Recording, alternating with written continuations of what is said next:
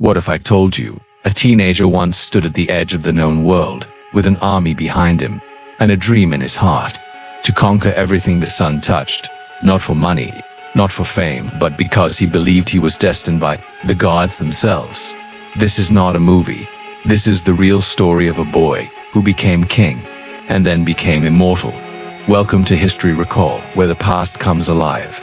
Today, part 1 of the epic life of Alexander the Great, the boy who would change the world forever. In 356 BC, in the kingdom of Macedon, a boy was born to King Philip II and Queen Olympias. His name was Alexander. That same night, the Temple of Artemis in Ephesus, one of the greatest buildings in the world, mysteriously caught fire and was destroyed. Ancient priests said the goddess couldn't protect the temple because she was too busy helping a future king be born. To the people of the time, this wasn't coincidence, it was destiny. Alexander's father, Philip, was a powerful and clever warrior. He had taken a weak kingdom and built it into a rising military force. He dreamed of one day uniting Greece and conquering Persia, the greatest empire in the world. His mother, Olympias, was different, spiritual, proud, and fiercely ambitious. She told Alexander he was descended from the gods, from Achilles himself. Some even claimed she believed Zeus was his real father. Whether true or not, Alexander grew up believing he was born to rule, not just as a king, but as a legend. From a young age, Alexander was different. At just 12 years old, he tamed a wild horse that no one else could ride. The horse, named Bucephalus, was powerful but terrified of its shadow. Alexander noticed this, turned the horse toward the sun, and climbed on its back calmly and without fear. Watching this, King Philip turned to his son and said, "My boy, you must find a kingdom big enough for your ambition. Macedon is too small for you." Alexander was taught by the greatest mind of the ancient world, Aristotle. He studied logic, science, medicine, and philosophy. But he wasn't just a thinker, he was training to be a soldier. He rode horses, practiced sword fighting, and learned how to lead armies. He read about heroes, gods, and legends and believed he could become one. He wasn't chasing money, he wasn't chasing comfort. From childhood, Alexander was chasing greatness. While most boys his age played, Alexander was commanding troops and riding into battle. He grew up beside warriors. He wasn't given special treatment. He trained, bled, and sweated like a soldier. By the time he was a teenager, he had already fought in real battles. And soon, a tragedy would push him to the throne far sooner than expected. Alexander was born under fire, trained by legends, driven by destiny, but he was still just a boy. By the time Alexander turned 16, he wasn't just a prince anymore, he was a military leader. While his father, King Philip II, was away fighting wars, Alexander ruled Macedon as regent, basically acting king. When rebels rose up in a small city, Alexander didn't wait for orders. He marched with troops, crushed the rebellion, and renamed the city after himself. Alexandropol. Yes, that's right. He was already naming cities after himself. 18. He fought in the famous Battle of Chaeronea against the powerful Greek alliance of Athens and Thebes. Philip gave Alexander a key role in the battle, and the young prince led the cavalry with precision and bravery. It was at Chaeronea where the world saw this boy wasn't just royal blood, he was a born commander. But just 2 years later, everything changed. In 336 BC, Philip was preparing to invade Persia. He had just married a new wife, which created tension with Olympias and Alexander. Many began to wonder if Philip was planning to replace Alexander as heir. Then came the day of celebration, a royal wedding and military parade. Philip walked proudly through the crowd, unguarded, when suddenly, one of his own bodyguards rushed forward and stabbed him to death. The king was dead. Macedon was in shock. Alexander acted immediately, no hesitation. While others were still trying to figure out what happened, he took the crown, secured the army, and declared himself king of Macedon. But the fight wasn't over. Some nobles wanted to challenge him. Neighboring tribes thought a 20-year-old king would be easy to defeat. They were wrong. Alexander moved fast and ruthlessly. He had possible rivals executed, including a cousin and others who could threaten his claim. Some say even Olympias helped eliminate threats behind the scenes. Then Alexander marched north and put down rebellions. He didn't just win, he made an example of those who doubted him in a few months. Alexander proved he wasn't just Philip's son, he was a king no one should dare test. After securing his throne, Alexander looked south, toward Greece. Many Greek city-states were restless again. They thought with Philip gone, they could break free. But when Alexander arrived with his army, they saw something terrifying. A young king with his father's army and twice the ambition. He met with the Greek leaders in Corinth. There he was named commander of the Greeks, just like Philip had been, and it was there. At just 21 years old, Alexander made his decision. I will finish what my father started. I will invade Persia. But this wasn't just revenge for Philip's death.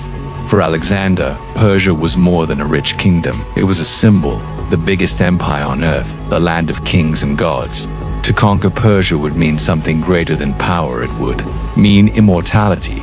Alexander had become king in blood, but now he was becoming something more. Next, he'll cross into Asia, lead an army of 40,000 men, and take the first step toward conquering the world. It was 334 BC when Alexander finally began the journey that would define his life.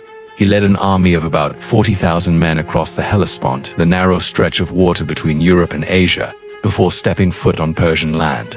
Alexander made a symbolic gesture. He threw a spear into the ground and declared, "I claim this land as mine, by right of conquest." To his men, it was confidence. To his enemies, it was a warning. The invasion of the Persian Empire had begun. Now, understand what Alexander was up against. The Persian Empire wasn't just big, it was the largest empire the world had ever seen. It stretched from modern-day Turkey to India. It ruled millions of people. It had enormous armies, golden palaces, and a ruler called the King of Kings, Darius III. And here was Alexander, 22 years old, with a small but loyal army, and a dream that most would call madness. But Alexander believed this was fate. He wasn't just fighting to win a war, he was fighting to prove he was chosen. Just weeks after landing in Asia, Alexander met his first real test, the Battle of the Granicus River. The Persians had lined up their forces on the other side of the river, thinking they could stop him before he even started. Most generals would wait, study the river, look for weaknesses. Alexander, he charged straight into the water. Yes, he led the attack himself, riding Bucephalus at the front. As arrows flew and swords clashed in the water, his men followed him, not just because he was king, but because he was with them, risking everything.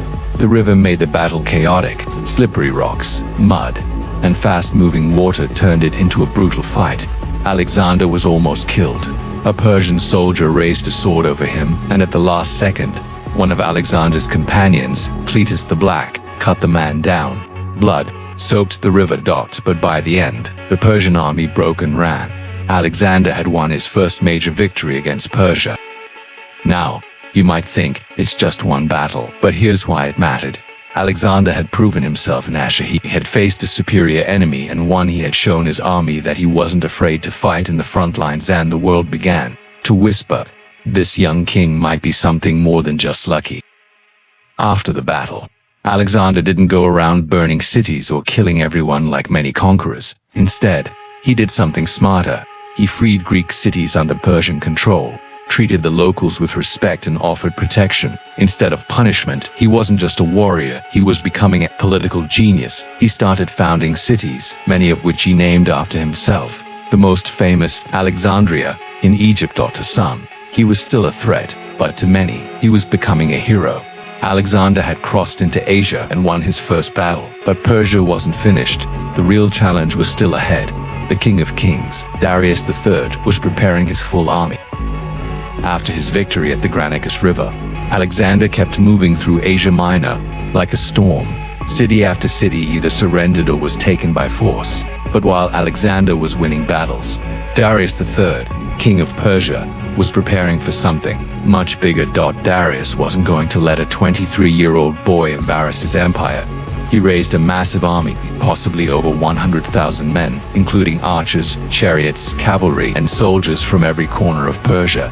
He was going to stop Alexander, not with strategy but with overwhelming numbers. Alexander was moving south through modern-day Turkey and Syria, heading toward Egypt, but Darius made a clever move. He took a back route and got behind Alexander, cutting off his supply lines and blocking his way home.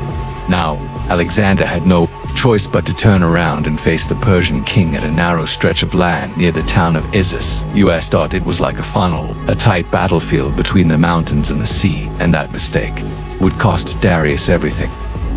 The Persians had more men, more money, more horses, and more experience.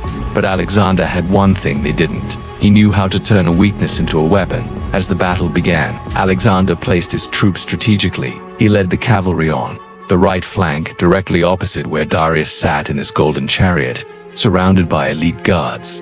Alexander didn't wait. He charged forward with full force, slicing through Persian lines like thunder.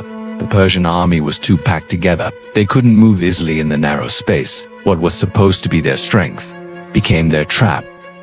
In the middle of the chaos, Alexander saw his chance. He locked eyes with Darius and charged directly at him. Darius panicked. Instead of standing his ground, he turned and fled, leaving behind his royal chariot, his army, and something unthinkable: his mother, wife, and daughters, captured by Alexander's men. But instead of hurting them, Alexander treated them with respect and honor, which shocked the Persian people.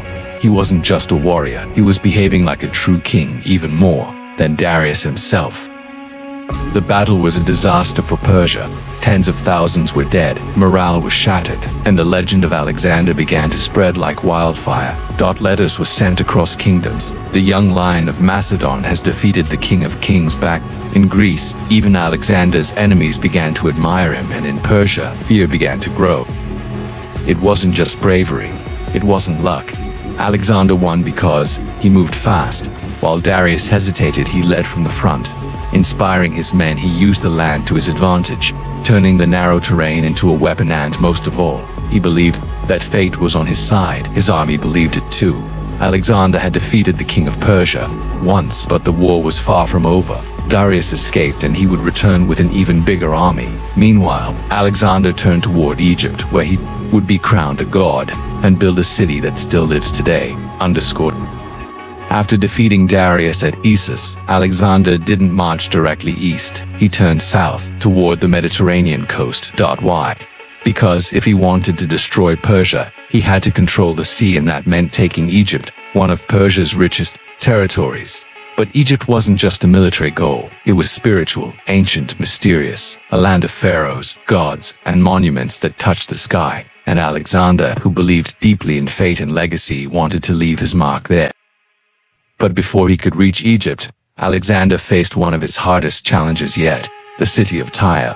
Tyre was an island fortress off the coast of modern-day Lebanon. Strong walls, a powerful navy, a city no one had ever conquered. Most generals would have left it alone.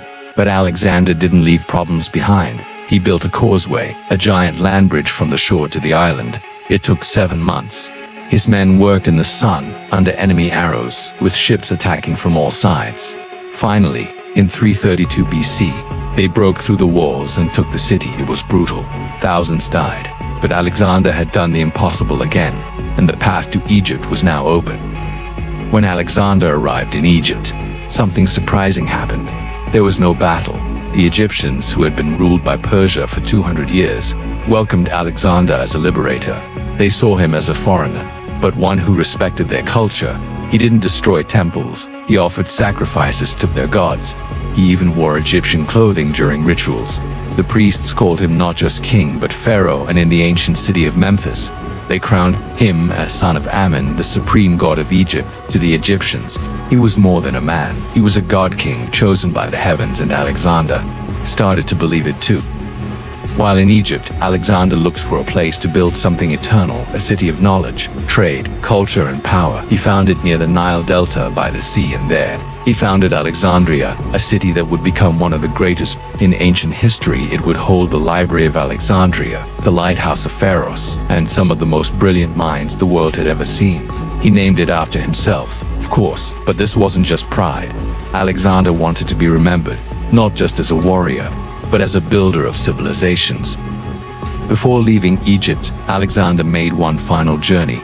He traveled deep into the desert, across sandstorms and isolation, to visit the Oracle of Ammon at Siwa Oasis. Few dared to make the trip. Many died trying, but Alexander made it. He walked alone into the temple. No one knows exactly what the priest said, but when he came out, his expression had changed. He claimed the oracle had confirmed what he long suspected. He was not just a man, he was the son of a god. Egypt didn't just give Alexander a throne, it gave him a sense of immortality. Now, he was more than a king, and next, he would return to finish what he started, to defeat Darius once and for all, and take the Persian throne. This was just the beginning. If you enjoyed this story, make sure to like, subscribe, and hit the bell so you don't miss part 2, where Alexander takes on the greatest empire in history and becomes a legend that never died. Thanks for watching. See you in the next chapter.